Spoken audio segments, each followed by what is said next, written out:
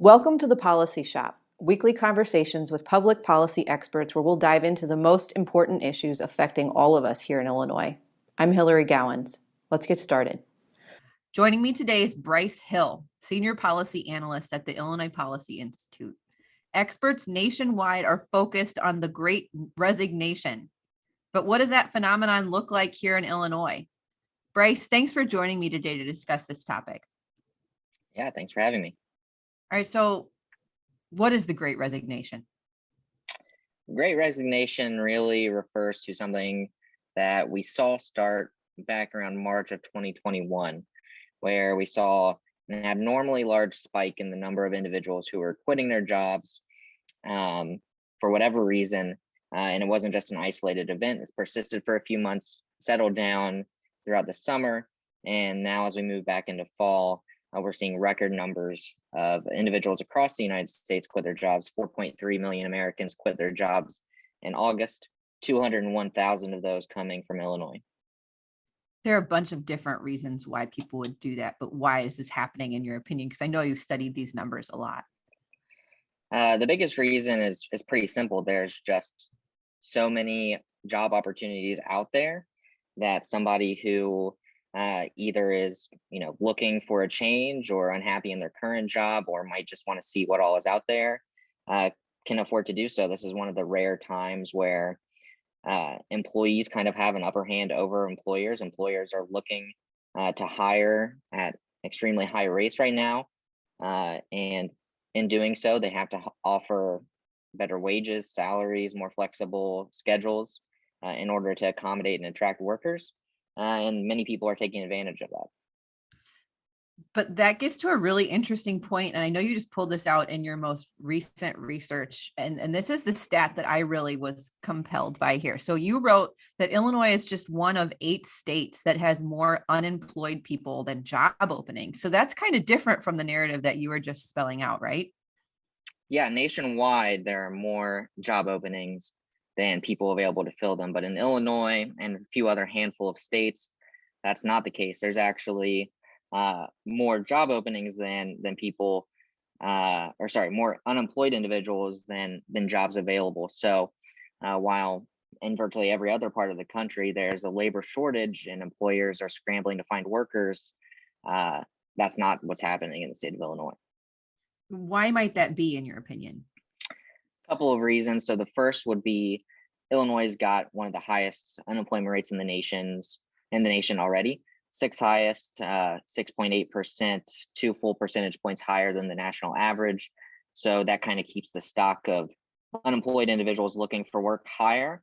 The next is that prior to COVID, prior to the pandemic and the downturn associated with it, Illinois' employment growth was much lower than virtually every other state in the Midwest and the rest of the nation for the past decade or so, leaving fewer job opportunities in the state. So even though businesses in the state right now are hiring at roughly the same rate as elsewhere throughout the nation, there just weren't as many jobs available in Illinois prior to any of this happening. And there were more unemployed individuals prior to any of this happening, that the numbers just haven't worked out for the state of Illinois.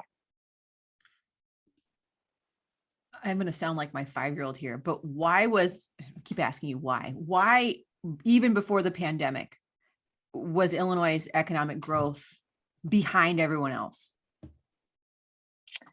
Yeah, so 2 large reasons were, one, you have sort of a regionality factor of this. So Western and Southern states have been growing faster than Northeastern and Midwestern states. But even within the Midwest, Illinois is growing slower because population isn't growing as fast here. More people are moving out of the state than moving into the state. Birth rates and death rates are getting closer and closer to each other. So we're really reliant on migration for population growth, and people are moving out of the state rather than moving into the state. And then the second component of that is the reason why that's happening is that the state's just not doing much in return for taxpayers and businesses to want to stay in the state. So we have the third highest property tax burden in the nation. We've had 2 record income tax hikes in the past 10 years. This really unstable environment has made it untenable for many businesses and families alike. I want to get into like who is this actually affecting? Because anecdotally, you hear a lot of different things. So I have friends who are also working moms who, to your point earlier, have maybe been in situations where they didn't have the kind of flexibility that they wanted. The pay wasn't what they wanted, whatever their reasons. But a couple of my friends have been in that situation, and they've actually been able to take a different job somewhere else to get the working conditions they want. But I can't imagine that that's the case for everyone here in Illinois. I mean, what are some of the other things that are going on here, and who is this unemployment issue really hitting the hardest? So the unemployment issue is hitting people lower in the income distribution. So when you look relative to pre-pandemic, actually, all of the job losses that were still, all the jobs that were still missing are concentrated among lower income individuals, people earning $27,000 or less. Their employment is actually down about 40% across the state, whereas middle income earners and upper income earners are roughly at the same employment levels or even slightly higher. So those are who the unemployment situation is affecting the most. When we talk about who's quitting their jobs, things like that, there's likely a large mix. So it's likely a lot of those individuals, but there's also probably even more individuals who are more educated, higher income earners who are just, maybe not even necessarily even missing a paycheck when they decide to quit their jobs right now. They're just switching from one job to another, or in the event that they are missing a paycheck, they can afford to do so because for the past year and a half or so, we've seen, record stimulus given to people. You have, things like increased child tax credits that have really helped families out. But all those things have built up a cushion to where, people who have been employed this entire time can really now afford to start looking elsewhere and weighing their options. Yeah, I think what I'm trying to figure out is what should we actually think about the Great Resignation, nationally, but then also here at home in Illinois, because when you look at the stat that we discussed at the top here, Illinois being one of just 8 states that has more unemployed people than there are jobs to be had. If I were someone who had quit my job, maybe that stat freaks me out a little bit, kind of playing, not hot potato. What's that chair? The musical chairs for the job situation here. But what's really going on? Yeah, I think nationally, the Great Resignation is probably being viewed, it's very new, but I would say that it has been positively received. Generally, a good thing when, especially for workers, when they are having the upper hand, are able to garner things like higher wages, a more flexible schedule, better benefits. So nationally, I would say that it's probably going to work out to be something that is good, and if it's actually sustained, could change the way employer-employee relationships look throughout the United States for the foreseeable future. In Illinois, it's uncertain at best how it's going to play out because there are so many more there are so many fewer job opportunities relative to those looking to fill them. There's not the same pressure to offer better pay and benefits for an employee. So that can manifest itself in one of 2 ways. Either employees in the state are going to take these lower offers and get back to work and trade lesser pay or something else for the security of a job, or Illinoisans are going to look to outside options outside of the state of Illinois for these higher returns for their employment, this trade for their time. So we already see people moving out of the state for the past decade or so, more people moving out than in, resulting in population loss. That could be exacerbated by this as more people are looking for jobs and they are not finding them in the state of Illinois, or they're not finding the kind of offers that they want in the state of Illinois, it could really exacerbate how many people are moving to other states, and we could wind up with an increase in outmigration as people are moving to where the jobs are. I want to get into the outmigration phenomenon a little bit more in a minute. But before we switch gears to, in your analysis, you also did show that the state of Illinois added, not the state, job creators in the state added 9,300 jobs in September. And you broke that down by industry. So the biggest job gains were recognized in the leisure and hospitality industry, construction, government added 900 jobs. I guess my question to you is this where jobs are growing in other states across the country? Or are some of these numbers a little bit different from what you'd see elsewhere? Obviously, there's going to be some variability from state to state, but is this what you'd expect to see in terms of the growing industries? Yeah, it's very much in line, and it's not even necessarily growth though. So this is, we're still a long ways off from the full recovery from April of 2020. So the state of Illinois is missing, essentially 330,000 jobs compared to pre-pandemic levels. So most of the industries that are still growing and are growing the most right now are industries that were hit the hardest and are still the farthest off from their full employment levels. So these are pretty much in line with expectations, and for the foreseeable future, those are going to continue to be the industries that see the most jobs growth, just because to get back to where they were pre-pandemic, that's where the job growth is going to go. There's already that infrastructure there. There's already that demand there.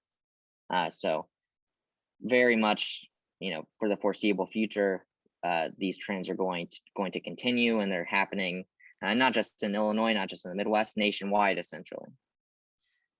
So you brought up this idea of people being forced to look to other states for opportunities if they're not able to find what they're looking for here. Let's go back to before the pandemic and talk about jobs growth nationwide, because I know that this is something you've been studying for a long time. So historically, how does Illinois compare with the rest of the country in terms of job growth? Let's talk about maybe the past decade. And, once you give us the context for Illinois' placement compared to other states, let's get into what states are growing the fastest and what states are shrinking the fastest, and what are the policy implications for the growth across the board. In terms of just purely the number of people in states and population trends, Illinois is one of only 3 states that have seen population declines, the other 2 being West Virginia and Connecticut. So census to census, 2010 to 2020, that was the trend there. The job growth numbers closely mirror that of population. They're obviously inextricably linked. So among the Midwestern states, Illinois job growth was near the bottom. The economy is growing about 20% slower than the rest of the Midwest when you look at the past couple of decades. So everything in Illinois growing much slower, not only in a national comparison, but even when you look to the Midwest, because it is really important to look into just the Midwestern states, because you have so much regionality in population trends and in economic trends. Whereas, the Midwest and Northeast, like I was saying before, are kind of these laggard sections of the country right now, just because population growth is going and migration is going so much to the west and to the south. Even among that group of states and kind of lowering expectations, so to speak, Illinois is underperforming. You and I are both Ohio kids. How do we compare to our home state? Ohio is doing marginally better. Still growing, still outpacing Illinois when it comes to economic growth. But we're squarely middle of the pack, lower half for Ohio. So as much as I love Ohio and would like to see the opposite, it's not the case right now, at least. But still, a much more positive scenario in the state of Ohio than in Illinois, because there's still actually growth occurring. Yeah, I think there are a lot of similarities between our two states. Especially when you think about, so I've spent a lot of time in Cleveland. I have some friends who live there in the suburbs, and it just feels the same as here in a lot of ways. I think you could take a Cleveland suburb and it would be pretty similar to about any other suburb in the Chicago area. But I think Cleveland and Chicago have a lot of the same problems over time too. These were big, bustling cities that for a long time were hubs of job growth and industry. And now they're both experiencing like this great reckoning where their services are declining, their population's declining, they've got a lot of financial issues. Are there a lot of cities throughout the Midwest? I mean, you look at Detroit, Cleveland, Chicago. Are these areas facing a lot of the same challenges economically? Absolutely. So I think that those are probably the three best comparisons. Cleveland, Detroit, and Chicago are, obviously former manufacturing heavyweights, right squarely in the Rust Belt.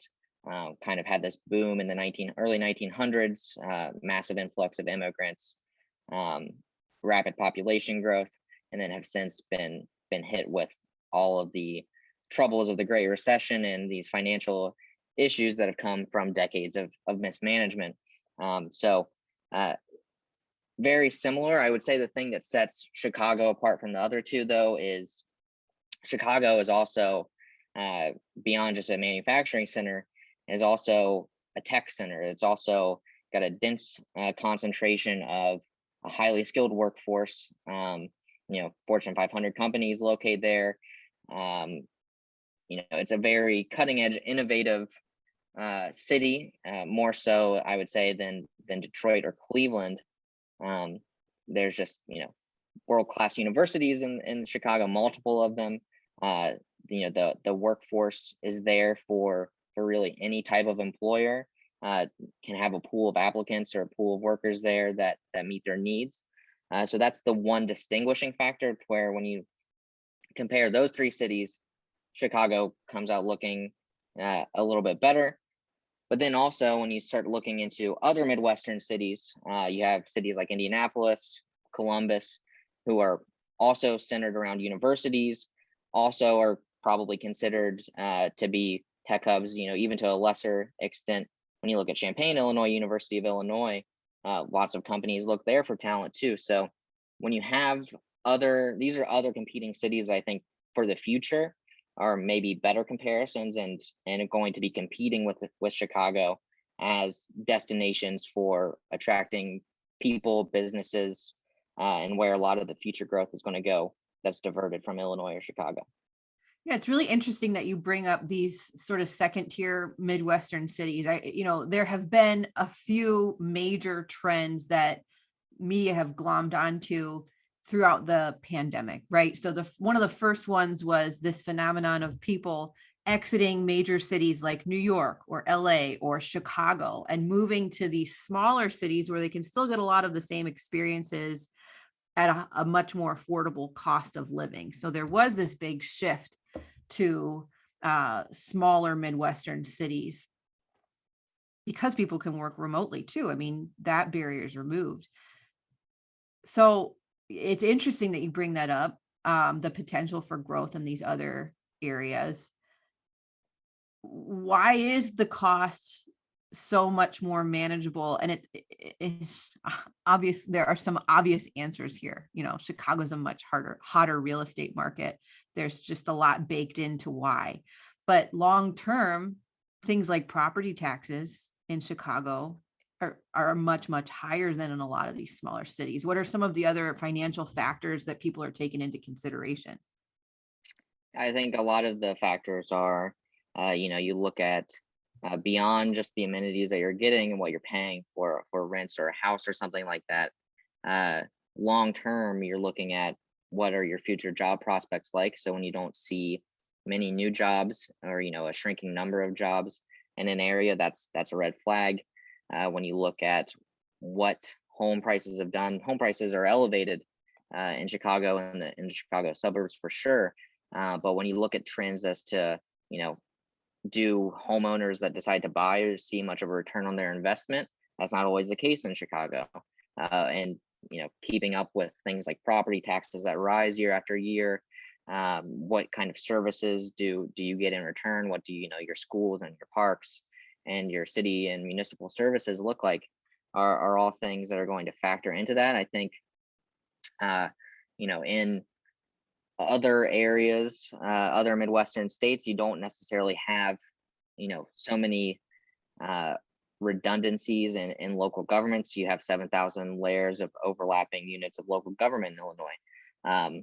Much more consolidated in other states. You have obviously more space when it comes to room to grow. And when you look at the Chicago suburbs versus other Midwestern states, there's a lot less population density. There's more room to grow out than there is in Chicago, which has been largely developed, and all the development that happens is farther and farther and farther away from the city center. So you have a whole host of things that are going to be determinants of why living arrangements are going to be preferable elsewhere, or could be preferable elsewhere compared to Chicago. So if you were given a crystal ball, let's pretend that you can see the future. What do you think is going to be the next big trend in terms of the economic recovery from the pandemic, and how should we prepare for that here in Illinois? The next big trend, I think, will be not necessarily a trend, but the biggest question is going to be to what extent do employers and employees alike embrace remote work and virtual settings. So cities are definitely not going anywhere. The question, I think, it becomes how much and how much interaction do Americans going to have with each other? How close do we need to be to where we work, or how often do we need to be in the office? There are still issues with telecommuting. There's still issues with Zoom or whatever software you're using to communicate that many employers don't prefer online versus face-to-face contact. So if we kind of have a reverse back to pre-pandemic way of doing business, we're already trending in the direction of virtual work and things like that. But as long as there's still that component, I think we're going to see kind of a bounce back and continued recovery of larger cities.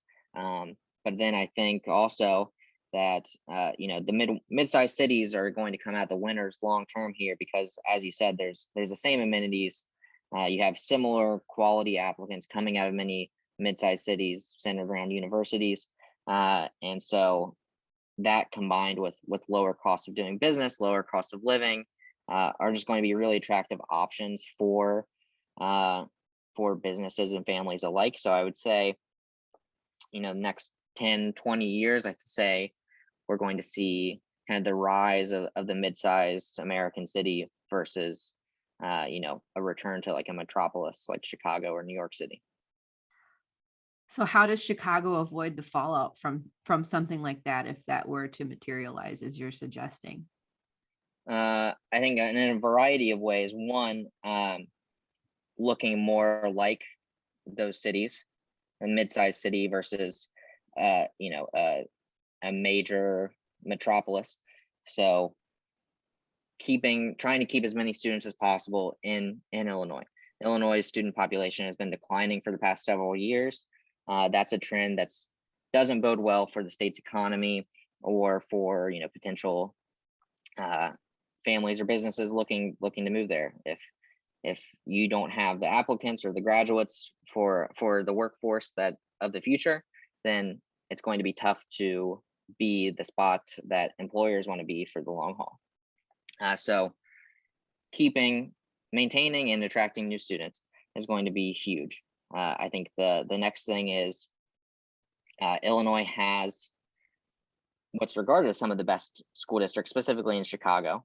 Public schools, quality education and parks and things like that. So there's already a high level of amenities in Chicago and the suburbs, and you can kind of get a blend of both of these things, both a mid-sized city kind of environment, while also still being able to take the metro down to the city and work in the city center.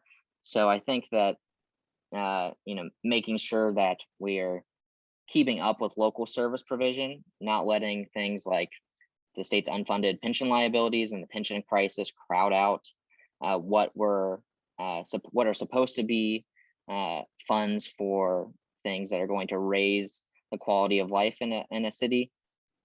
Those are going to be majorly important to maintaining and attracting new businesses, families, young adults to Chicago and Illinois. You mentioned public transit and that service's role in maintaining Chicago's vibrancy as a metropolitan hub. And you also brought up this idea of, making sure that debt and things like pensions don't crowd out funding for those resources. I think that's a huge challenge that no one's really tackling right now. I mean, I'm biased here because I take the metro into the city. But service is not good, to put it mildly. There are a lot of issues with trains being on time.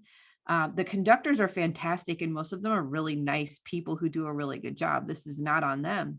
But, there are a lot of excuses for why trains are late. They call it a mechanical failure. I think that ended up being code for maybe some of the same challenges that lots of businesses are facing, which is finding the workers to do the job. So I think, we're talking about trends. I think transit's going to be something that we need to pay attention to as well. There aren't as many trains operating, and the trains that do operate don't operate on time. And that deters people who may be asked to come back downtown from wanting to commute. So that might, add to this trend of the Great Resignation even more. Yeah, I think that's definitely going to be part of it. Public transit, especially in the wake of COVID-19, is seen as an inherently riskier proposition than before. So there's lots of skepticism about is it safe or is it unsafe to resume public transit, and for large cities that are reliant on public transit to get the workforce to and from work, that's going to be a huge question mark for what do customer preferences look like? How do commuters view their safety, and are they willing to get back on the train or not? So that's going to be a huge factor going forward. All right. Well, Bryce, it's always nice to talk with you. I really appreciate you looking into your crystal ball and also sharing the analysis that you've put together as you've studied the economy and jobs growth in particular. So thanks so much for joining us today. Yeah, always a pleasure.